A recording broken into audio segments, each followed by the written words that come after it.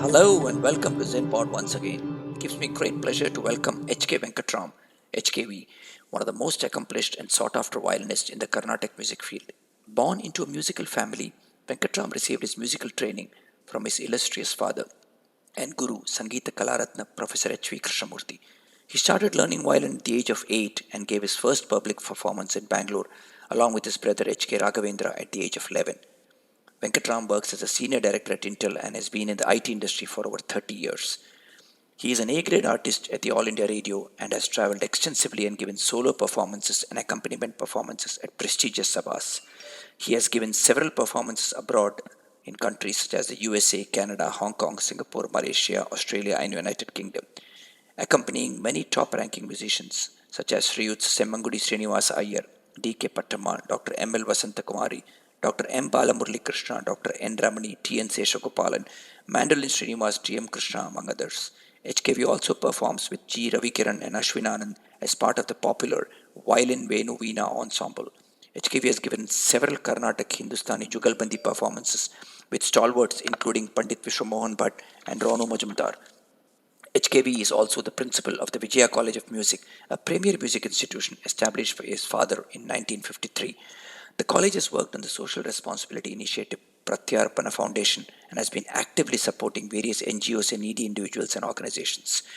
HKV has presented comprehensive multimedia presentations on the life and works of Muthuswami Dikshitar and also documentaries on several doyens of Carnatic music, like Semmangudi Srinivasa Iyer, Veena Seshana, etc. HKV has started the Shabda initiative together with T.M. Krishna and R.K. Sriram Kumar, a project aimed at creating an online archive of the various aspects pertaining to the Indian performing art. HKV has published a book, TyagarajaVachanamrita, with text, transliteration and translation of popular Tyagaraja compositions. HKV has won several Best Violinist Awards of the prestigious Madras Music Academy, including the Parur Sundaram Iyer Award for Senior Violinist. Venkatram or HKV was awarded the title Ganakala Shree by the prestigious Karnataka Ganakala Parishad for his achievements in the field of Carnatic music. He has received several titles like Gaanavaradhi, Satyashree to name a few. HKV is also an Asthana Vidwan of the Sri Kanchi Kamokoti Peetam in Kanchipuram. Please join me in welcoming HK Venkatram or HKV to our studios.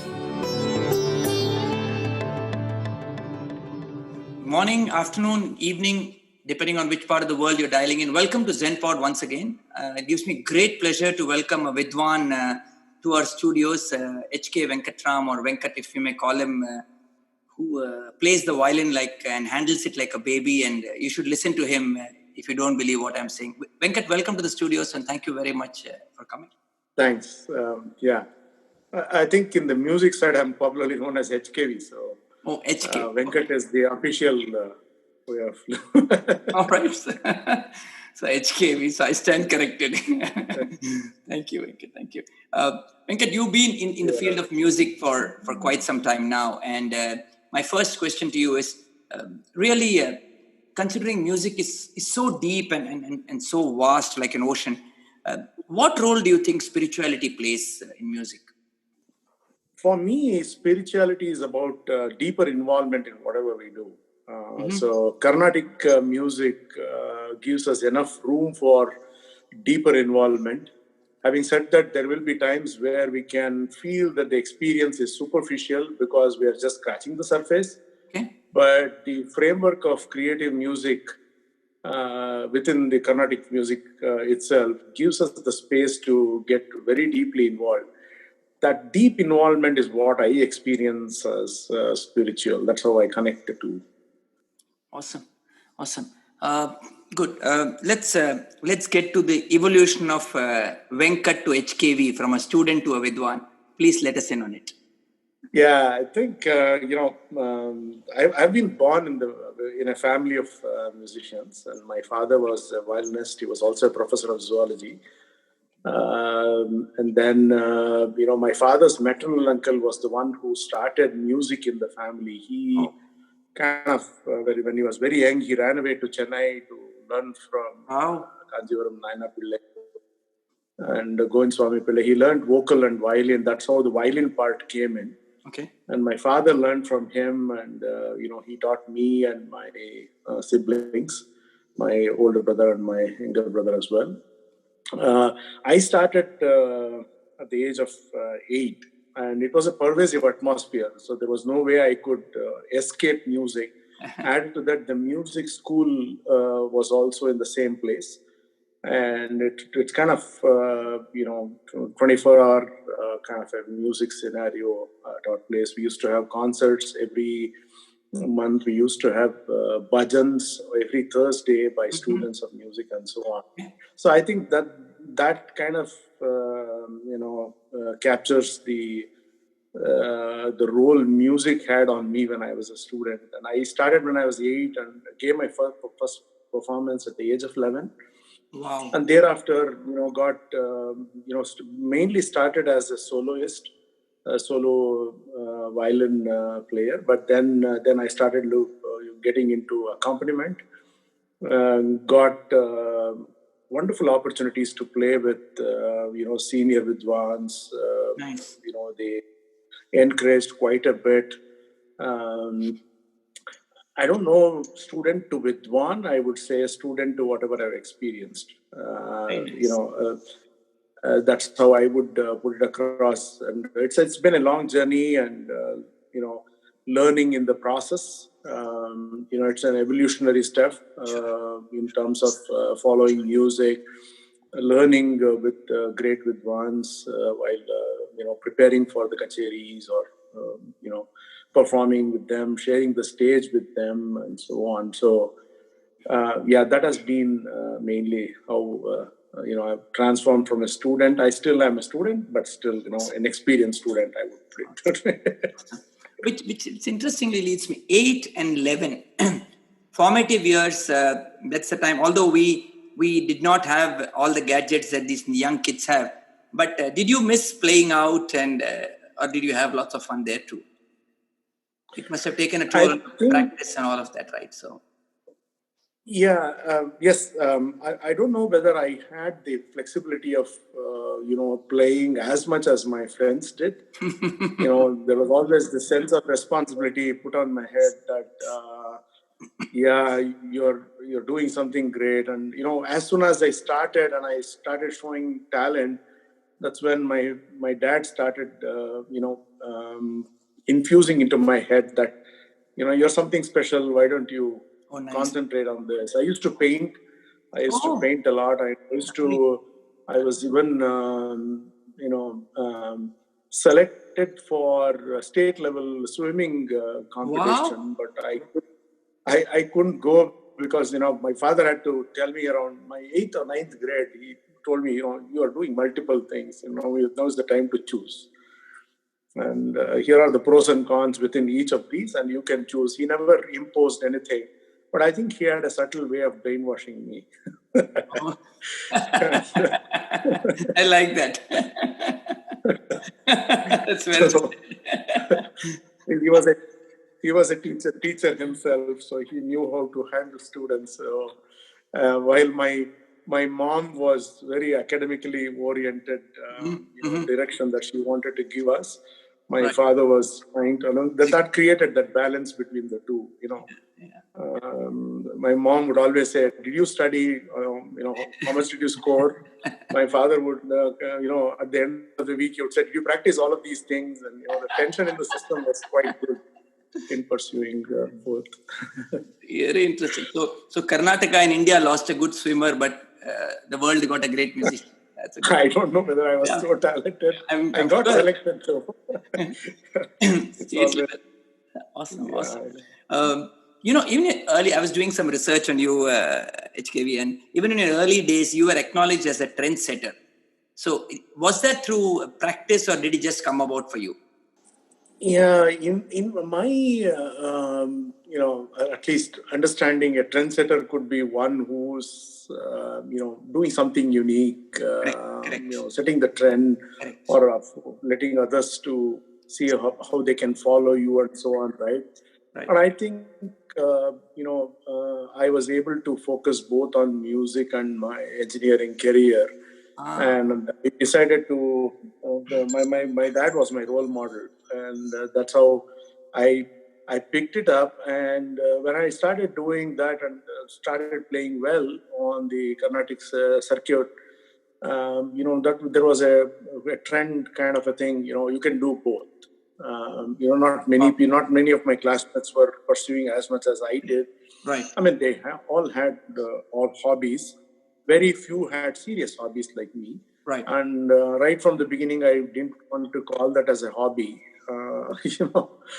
It was something that was my life, is how I treated that. So, the trendsetter part of it comes from the fact that, I was able to do both, and I was showing talent on the stage that mattered to the musicians. And this was actually captured by Shri S.V. Krishnan from the Hindu, where he wrote an article. He used to write about youngsters who were doing well in circuit. And that was when he wrote that article. Yeah. I'm glad it was accepted, because typically in the Carnatic circles, Carnatic is very pristine and pure and unadulterated music, like they say, right? So I'm glad it was accepted. Right. Yeah, that's nice. Which brings me to my related question. You are a corporate executive. Now I'll say, Venkat, considering you're doing so well for yourself in the corporate field and the successful HKV on the music side. 2 careers, excellence in both. Let us in on it. We are struggling with 1 career, so. No, I think you're role modeling yourself. You have a corporate job and you are following up your passion. I see that you do a lot of talks and so many seminars and other things. Yeah, I think as I said, my father was my role model. He was teaching in medical college, as a professor of zoology, and he used to cover anatomy for the first 1.5 years of medical syllabus. And he was there for almost 2 decades, and then he moved to several places, even Mysore Medical College and so on. So, and he managed multiple things. And so for me, it was a natural thing to do. And I didn't find it difficult till people started telling me that, how could you do it? And how do you manage? How are you managing those two? And only then I started realizing that, yes, it's something special. Till that point of time, it was a normal thing for me. But of course, as the expectations on stage increased, and as the expectations and responsibilities grew on the corporate world, I started feeling the heat, and that's the time I started to kind of dissect, bisect, and find out how am I doing this. So that's how it came off. Nice. Yeah, obviously, clearly, it's very tight time management, if you may. And also, the main way I look at how I've managed this is through time management but also support from my family. So they take much of the responsibilities, a lot of household stuff that they take care of. They don't bother me at all. And, my wife has been very wonderful. Prior to that, my mom and others would do the same thing. So I think, without their support, it would not have been possible. My wife herself is a classical musician. Right. She is Trivedi, and she sings along with her sister, she sings as a lay sister. So she understands the music, passion that I have, and has been very supportive of my endeavors. Awesome. Music and leadership, you're probably best qualified to explain. Music and leadership, right? So, did you separate out the music as in music and leadership with respect to my corporate life? That's how you distinguish the two, or leadership as a quality in a person? How did you? So no, considering that you have worked as you are a leader now in a corporate life as well, and then there is music which has got its own definition of leadership. So I want to talk about the latter. Yeah. Okay. Yeah, I think, definitely my leadership skills in the corporate world, my interaction skills and networking skills, collaborative skills, and all those things have had an influence in my music as well. Though, even in music, all of those leadership qualities do come out. Like Colin Powell says, leadership is lonely out there. You do tend to fall into situations in music as well where you are just lonely and you need to decide your next move and how you want to take your career further and so on. So, I've been fortunate to use the best of both worlds. I would say that music has also influenced me to be more sensitive in my corporate world. And my listening skills are a lot better in the corporate world because of music. And on the other side, my teamwork and other things that we practice in the corporate world, exactly the same thing what we do in when we jam together in Carnatic music. Right. About 5 to 6 musicians sitting on stage, and we would probably have not even practiced prior to that, and we jam together and we produce something wonderful. All musicians do that. That's something that I have carried back to the corporate world. How creative abilities can be brought together, and in the corporate world, as you know, innovation is something that keeps the companies kicking and being alive, right? And I have recognized that fact that you need to individually respect people, what they bring on the table, and how do we harness their creative abilities and so on. So I think I've had cross-learning from both, and I've made the best use of it. Awesome, which is very interesting. Very interesting. I want to go back to, actually, I want to start talking about you, maybe the violin now.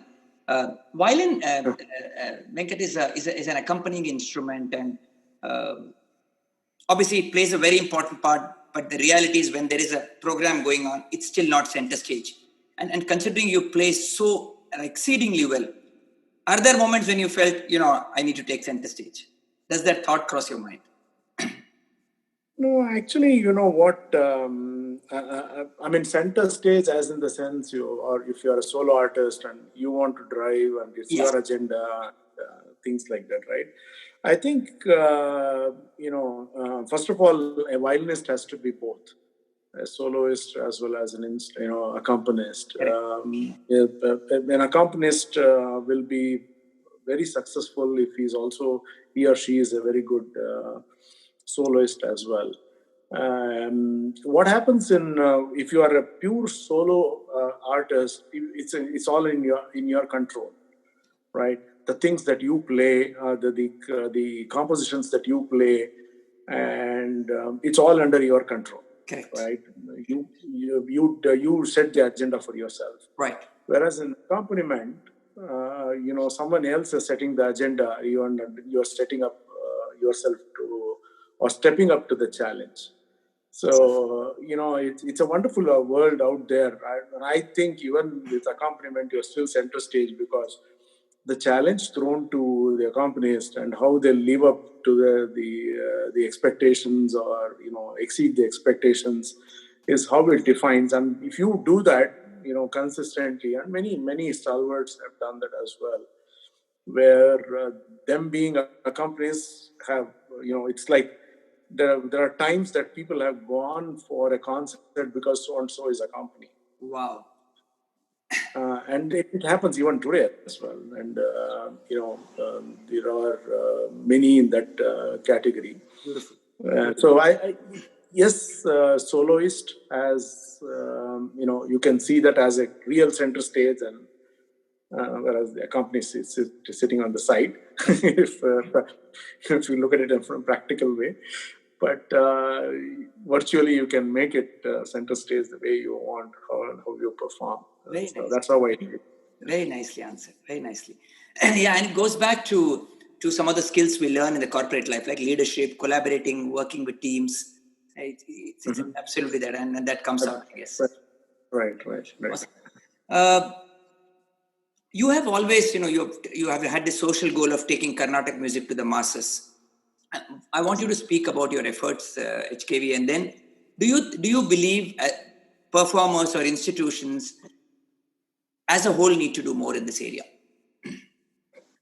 Yeah, I certainly think we should. I'll tell you what was done in our Vijaya College of Music. Yeah. My father, we call it as the Institute of Learning and Propagation of Music. So the propagation plays, a key role here. Not everybody wants to perform. Correct. And, but there are quite a few who are interested to know what Carnatic music is all about. Carnatic music in its form is complex, but once you get to appreciate it, it's very addictive. Okay. And, it's an acquired taste over a period of time. Yes. So my father always toyed around this idea, how can we make this more attractive? Class comes out of masses. Class by itself is not class. Very nice. First you have to build the mass and then the class comes out of it. Very nice. So what my father used to do was, arrange for lecture demonstrations. We had bhajans on Thursdays. Okay. So this is, anybody can come and sing, without any inhibition because you're singing as a group. Oh, wow. Okay. In local language, Kannada, we say Gumpal Govinda. Yes. So I think in many other languages, South Indian language, the same thing as well. But there you don't have any inhibition because you are just along with the crowd and you sing and, but that also was used as a platform to introduce Carnatic music. And very nice. So that's one of the things that I've also followed. Simple, compositions that we can use, not make it very complicated. In fact, I'm doing a Carnatic 101 primer. Oh, very nice. Slowly started, Beautiful. To make it a lot more simple for people to understand what is Melakatta ragas, what are ragas. Well, many people have done that. I'm not unique here, but, I'm trying to do my bit here. And also, together with T.M. Krishna and R.K. Sriram Kumar, I started an initiative called Shabda, and we came together to form this initiative.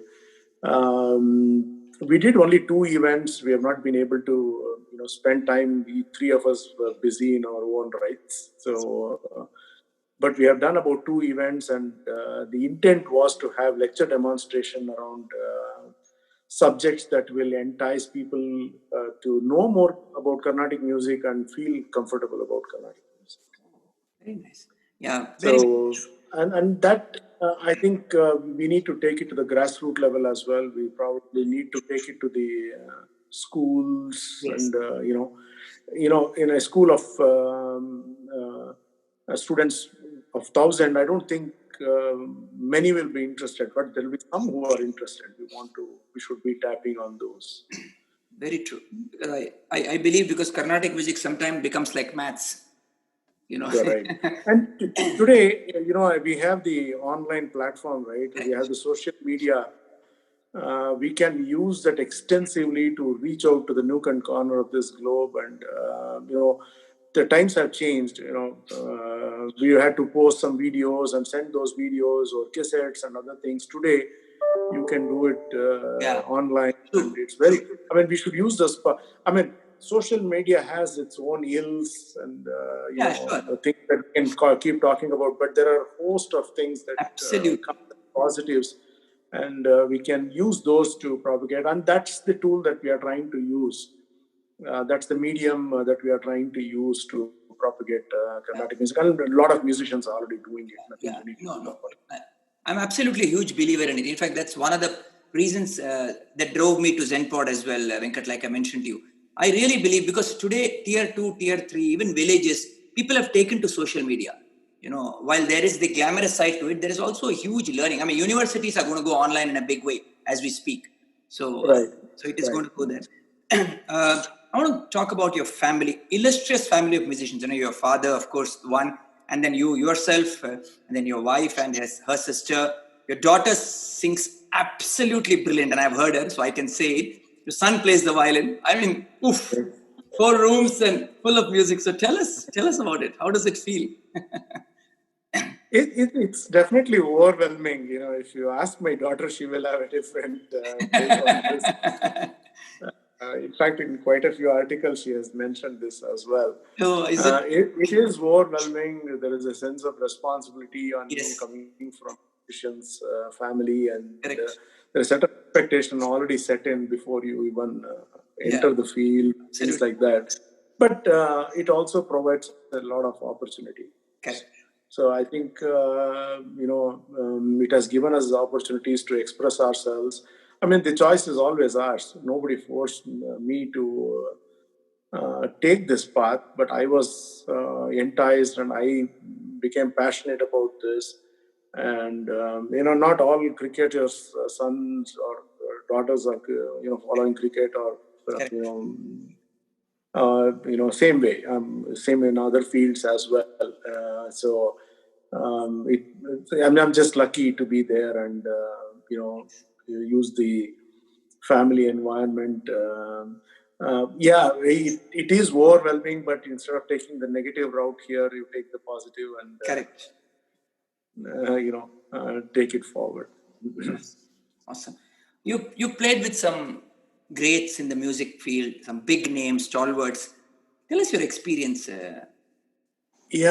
First of all, I'm grateful to God that I got this wonderful opportunity to share with the doyens of Carnatic music. And, it's very humbling, the experience. And every concert of those, I have had to prepare a lot, and I've had quite a few learnings out of that. And they have all been very graceful, and this is how the music flows through generations, right? And if they had not encouraged us, we wouldn't be there at all. And a lot of encouragement, to be honest. Nice. Even at times that we were not that great, but still learning. But they gave us that platform to learn, and it's amazing experience. And each one of them, I can list many of those that I've already accompanied. It has been wonderful. Very, very humbling. A very humbling experience. It's invaluable experience, I would say. So nice to hear. Here, the dais itself, sitting with them. Yeah, so nice to hear. Yeah, beautiful. Really, really nice. You have published a book, TyagarajaVachanamrita. Tell us more about it. Yeah, this is again in the realm of propagation of music, right, and making it as simple for the masses. I happened to meet one of my father's friends, Shri Padmanabhan, who was a Telugu scholar. He is no more. But, he was giving discourses and, lecture demonstration about Tyagaraja Kritis, the meaning, not just the meaning, the context to which Shri Tyagaraja had composed and so on, very deep. And he, along with one other friend, Shri S. Krishnamurti, who happens to be the grandson of Mysore Vasudevacharya. Okay. So they were working together on other projects, and I went and requested them, can we publish this book? Can we, translating, we had translation and transliteration both. Oh, okay. And, wanted to bring out the essence of those kritis in the context that Shri Tyagaraja would have composed those songs. Right. So, I requested them and I started working with them and published this book. We took 300 most popular kritis. Okay. And we published this book. This is again mainly to benefit people to understand and feel comfortable about the music part itself, because it is mostly in Telugu, and it's not if it's not your natural language, then understanding is going to be difficult. And I find the same thing when I try to look at some Tamil compositions. Unless I understand the mood and feeling of that, Right. we don't do good justice to that composition itself. So that was the Beautiful intent behind very nice. Yeah, very nice. That book. Beautiful. You've played a lot, and you've played some exceedingly inspirational pieces. In your viewpoint, or in your view rather, HKV, is there a specific intersection where you've experienced spirituality and music meet? And has that happened to you? Yeah, I think couple of instances. There was one concert where a leading musician of those times sang a rare raga, a rare ragam called Ahiri. It's not delineated in an expansive way. Typically, people would, most musicians tend to keep it at 3-5 minutes of delineation. But here is the musician who sings for about 18 to 20 minutes. Oh my God. And never in my life had I played for so long. And typically when the vocalist sings for that long, we at least have a target to play for 50% of the time. Correct. Or bringing out the best essence of it. Both are possible. But, if you play too short, it sounds as if you didn't meet the requirement, kind of a thing. So amongst people who don't know music, they might think something is wrong, or this guy doesn't know. Yes. So we tend to keep it as, it shouldn't be too long, it shouldn't be too short, somewhere in between. So I played for about 12 or 13 minutes. Wow. And I never knew I could do that. And during that phase, I still remember that concert. I was in my 20s. And because I had not practiced it for such a lengthier time, I don't remember, that 12 minutes, how it went by. I don't remember seeing the main artist. I don't remember seeing the audience. And I went into a state where I was just focused on that. That's how I connect my spirituality here. And also many of the compositions that, whether it is Tyagaraja or Dikshitar or Shama Shastri or Purandaradasa, whoever it is, there is certain things that you can feel in those compositions if you try to understand. So in case of Tyagaraja, there are krutis where, Tyagaraja is emotional. Either he's complaining to Lord Rama that you are not, trusting me, or you are not giving me a darshan. Why are you ignoring me? People around me are pestering me to make money in your name. I don't want to do that. I just want to sing in praise of you. So a lot of things, but he seemed to be kind of, it appears as a complaint, but he's using that leniency with Lord Rama to say all these things. Wow. And if you know the intent behind this, and when you're playing a certain kriti, you feel that the emotion, what would have gone through his mind, that spirituality is what I experienced. Wow. Dikshitar, on the other hand, doesn't talk about emotions, but he talks about the virtues or the character of the God and values. Correct. He talks about the bewitching beauty and how the Lord was, how he has seen, and describing various facets, right? I mean, if you keep on, the kind of command over the language that he has had in Sanskrit, it's amazing how, just thinking about it, what could have gone through this Yeah. composer's mind while It's doing so this beautiful compositions, breathtaking compositions.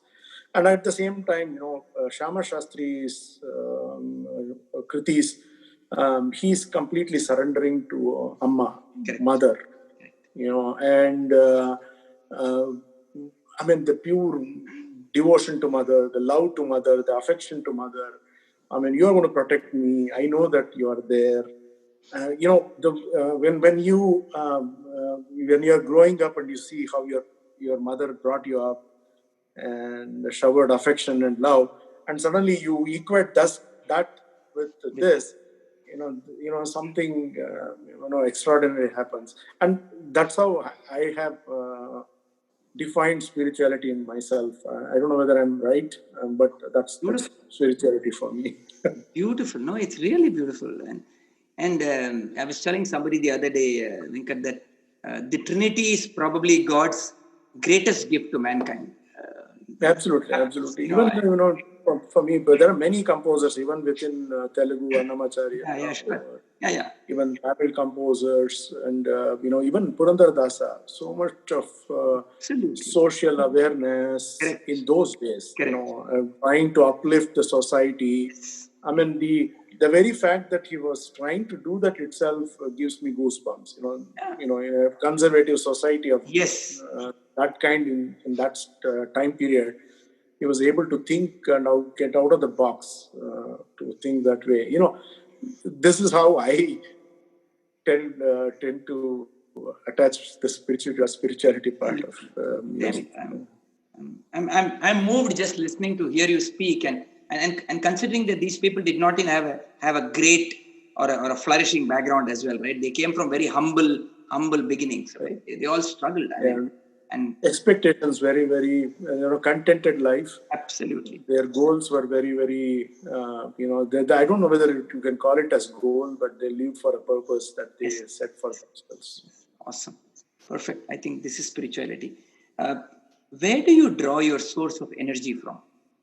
I think it depends on the various phases of my life, and during younger days, drawing inspiration from the role models. Even I do that even now as well. Yeah. My gurus and my guru, my father, my parents. My elder brother was an inspiration to me because he took up violin and was doing engineering, so I did the same thing, just followed him. Wow.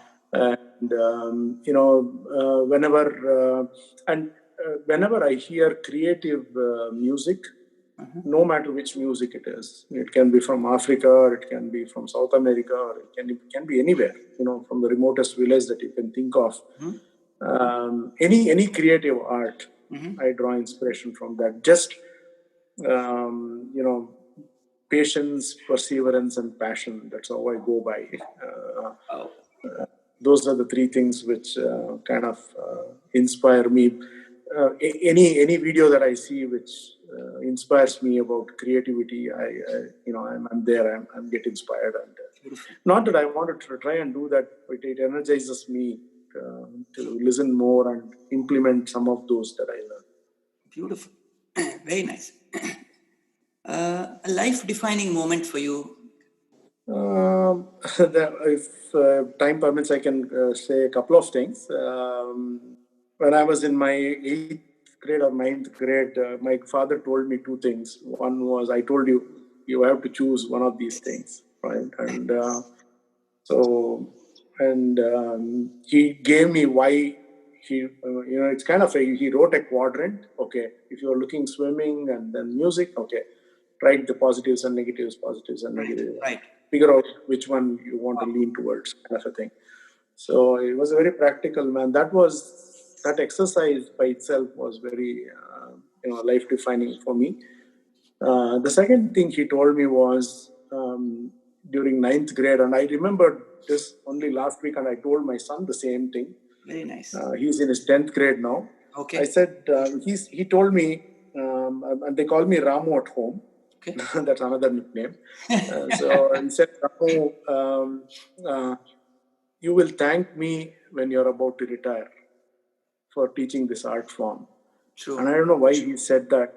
And now in the last 10 years, I've realized as I'm growing going towards, saying goodbye to my engineering career. I don't know when, but whenever it happens, it has to happen sometime.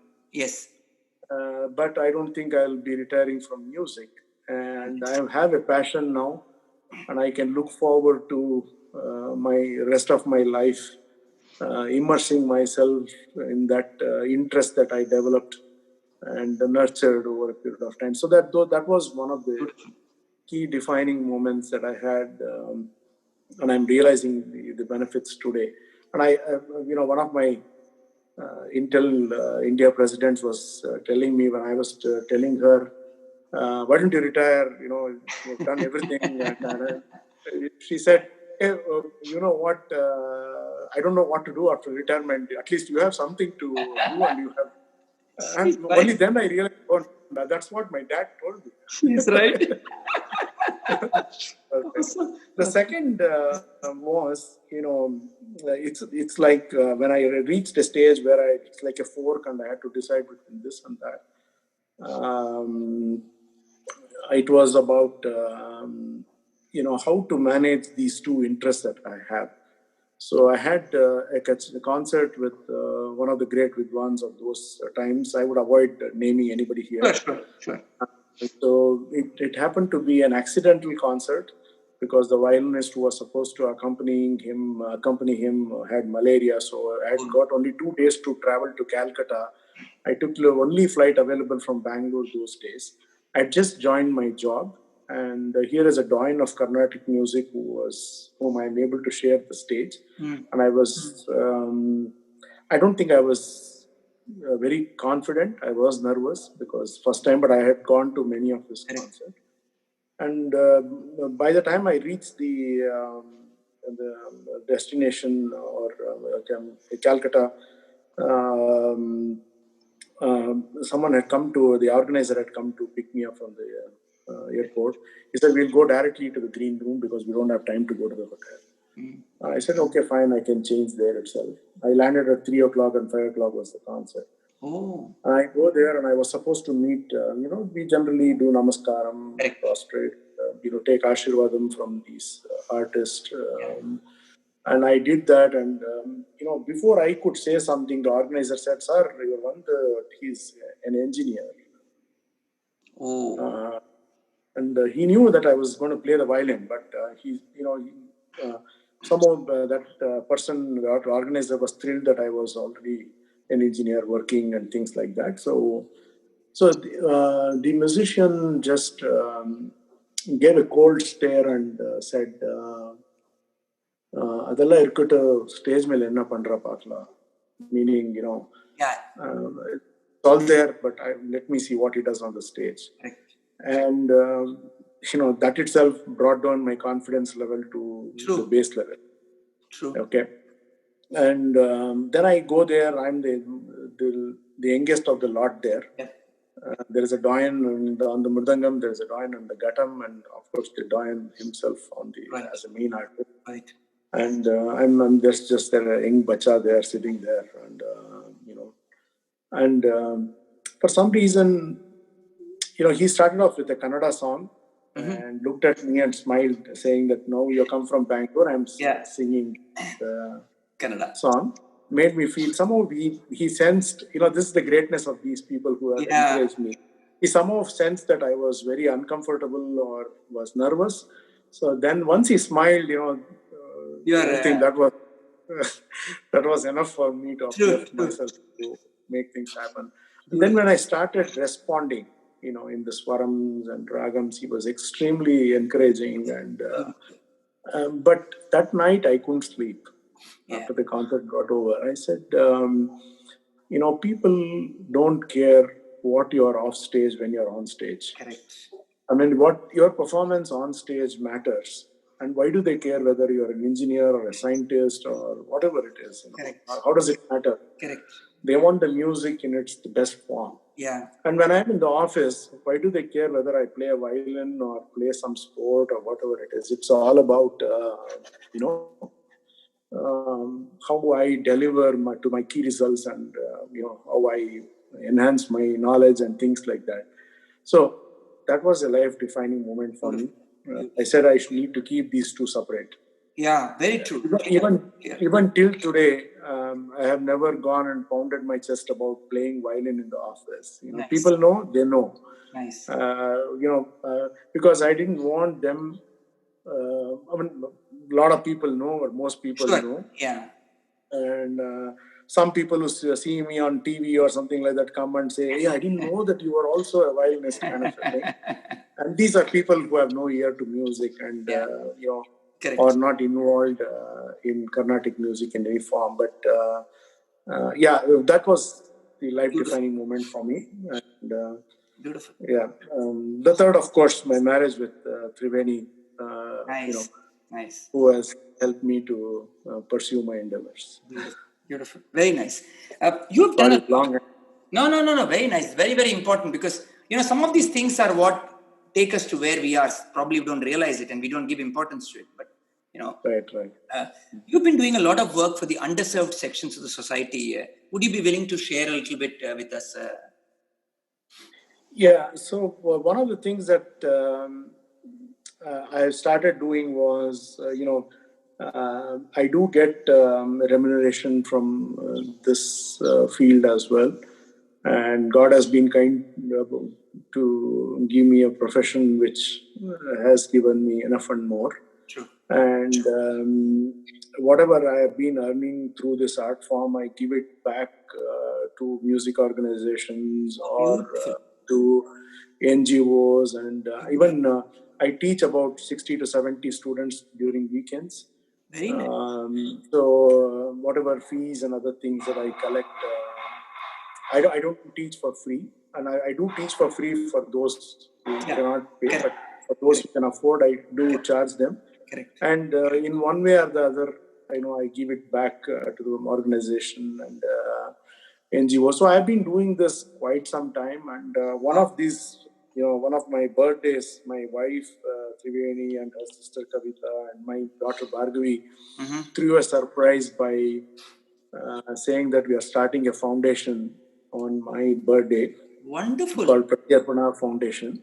So we do concerts for a cause. The first concert was, performed by T.M. Krishna. I also played that day. Nice. And, we collected money and provided it to NGOs. We did quite a few programs like that, and we have been able to, provide, whatever we can. We have been able to do. We have been donating to various organizations, Cancer Foundation, Blind Children Institutes, and things like that. So, just trying to give back to the society the best way. Absolutely. Fantastic. Kind of social response. No. Thank you for sharing. Really means a lot. I want to lighten the mood a little bit and probably do a rapid fire with you if we can. Sure. Yeah. So, what do the following mean to you, Venkat? Really? Okay. The violin. Life. Wow. That came like this. There was not a second. Awesome. Tyagaraja. I mean, game changer. Carnatic music. Ocean of creativity. Gamakams. Lifeline of Carnatic music. Really fantastic. Venkatram or HKVs. Multitasker. And boring. How could you use such a boring word to describe yourself? Come on. After giving us such an illustrious interview, I'm going to give you a second chance at this. Okay. No, the thing is, the other thing that I forgot is a lot of people tell me that I can't understand you. So maybe that is something. All right. HKV, what would you like to be remembered as? That's kind of a tough thing, but someone who has tried to be the best version of himself. Nice. Try to bring the best out of me. Yeah. Hopefully, and some of what you're building, like the Vijaya School and the foundation that your daughter and wife set up, will all be there. We'll tell that best of time. Sure. And awesome. Your message for there are a lot of youngsters wanting to get into music. Some of them because the parents are pushing, some of them because they want to do it on their own. What's your message for them? As I said, I follow the 3P model, like in the corporate world. And as I said, Perseverance. There is no shortcut to success. You need to work very hard. First of all, you need to have passion. I start with passion first, and then perseverance, and then have patience.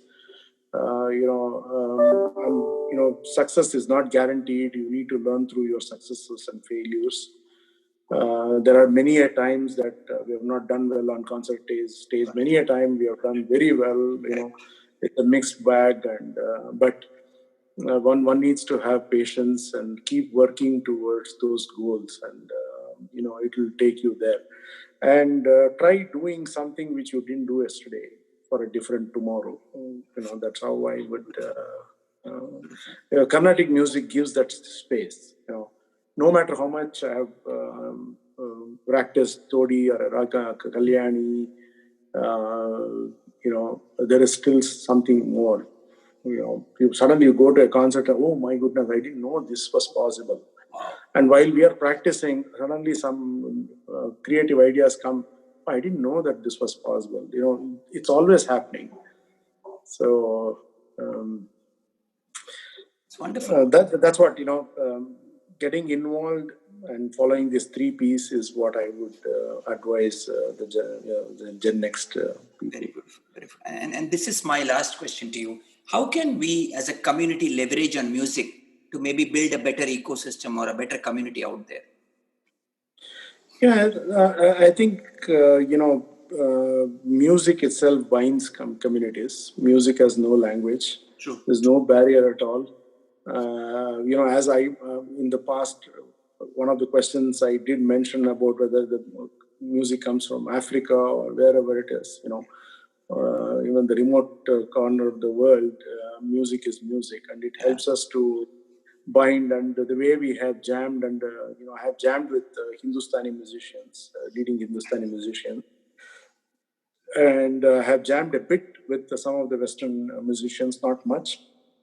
But, that is where I don't understand all the intricacies of that world, and I don't need to know all the theory, but there is something that binds all of us together. And I think we can use music as a way of binding the society. More importantly, music is a stress buster. You can use music to, reduce your stress levels. It's a form of meditation, Nada Yoga, right? And yes. So you can use music to get all these people together, and that's happening. I'm just saying, that's how I view music playing a role in the ecosystem. Awesome. Thank you, Venkat or HKV, if I may call you. It's been really uplifting talking to you. Thank you for taking time. And I know there's a lot happening on your personal, official, and music front as well. But I really appreciate you taking time. For me, the takeaways are the 3 P's, passion, perseverance, and patience. That is so true. And I think that applies across all fields. And, yes. and hopefully, someday, I'm sure the families figure it out, but someday the audience will figure out or crack the puzzle that is HKV. And but thank you very much. Thank you. Thank you. And I thank you as well, Venki, for this wonderful opportunity to share my thoughts. Sometimes the discussions like this will help us to bring our thoughts together. And you have coined these questions in such a way that there is a beautiful flow of thoughts for me as well. It was easy for me to answer, and it has come through sheer experience that you have put in, and the way you conduct these shows. Nice. And went through a couple of ZENPod discussions that you have conducted. Very, very impressive. Thank you very much. I've been sharing it with my friends as Please, well. And you are an inspirational leader yourself. So. Thank you so much. Coming from you, it means a lot. Thank you. My regards to your family, and let's stay in touch. Sure. Okay. Thanks. Take care and stay safe. Thank you.